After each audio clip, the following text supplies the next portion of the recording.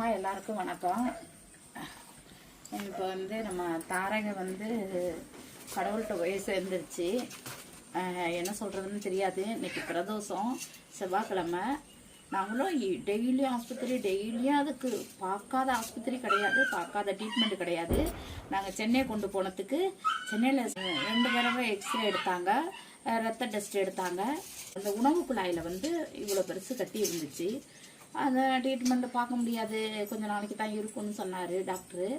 அதே மாதிரி வந்தேன், அவங்க கொடுத்த மெடிசன்லாம் கொடுத்தேன். எதுவுமே அப்செட் பண்ணிக்கலை, எதுவுமே ஏற்றுக்கலை. உடம்பு வாமிட்டு உள்ளேயே குடலுக்குள்ளேயே சாப்பாடு போகலை. ரொம்ப கஷ்டப்பட்டு மனிதனுக்கு வர்ற நோயெல்லாம் அந்த ஜீவனுக்கு வந்துட்டு அந்த கடவுளை எப்படி தான் நான் கேட்கறதுன்னு தெரியல. சாப்பாடு அவ்வளோ அவளாக போய் சாப்பாட்டுக்கிட்ட போவான், அவளால் சாப்பிட முடியாது. ரொம்ப சாப்பிடும். குட்டி பிள்ளையெல்லாம் வீடியோ பார்த்தீங்கன்னா குண்டுன்னு இருக்கும். எல்லா ஊசியும் போட்டேன், எல்லா ஊசியும் முடிச்சிட்டேன். 8 மாதம் ஆகுது. அவளை வந்து ஒரு கல் இடுக்கலன்னு தான் தூக்கிட்டு வந்தேன் 4 பேரை. தாரகை, அப்புன்னு, லேனா. தாரகை போயிட்டா. ரொம்ப கஷ்டமாக, ரொம்ப வேதனை, ரொம்ப மன உளைச்சல். அழுதுகிட்டே தான் இருப்போம் அதை நினச்சி. அதே மாதிரி நைட்டு 1 மணிக்கெல்லாம் 2 மணிக்கு வரைக்கும் நான் பார்த்துக்கிட்டு இருந்தேன். காலையில் ரொம்ப முடியாமல் போய் ஆஸ்பத்திரி கொண்டு போனால் ஆஸ்பத்திரியிலே இறந்துட்டா. அது கொண்டாந்து அடக்கம் பண்ணி இப்போ நல்லா கடவுள் மாதிரி கடவுளுக்கு பண்ணுற எல்லாமே பண்ணி நல்லா வாசனையோடு அடக்கம் பண்ணிட்டம்மா.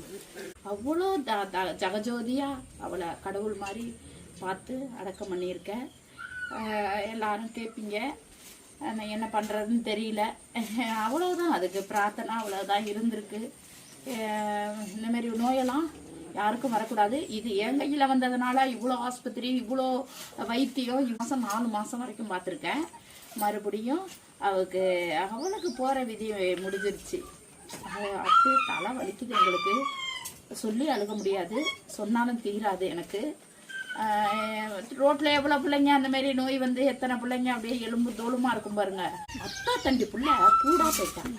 அதனால எல்லாரும் கேட்பீங்கம்மா, என்ன சொல்கிறேன்னு தெரியல. அவ்வளோதான், கடவுள்கிட்ட போயிட்டா நம்ம எல்லாரும் கடவுளாக நினச்சி வேண்டிக்க வேண்டியதுதான்.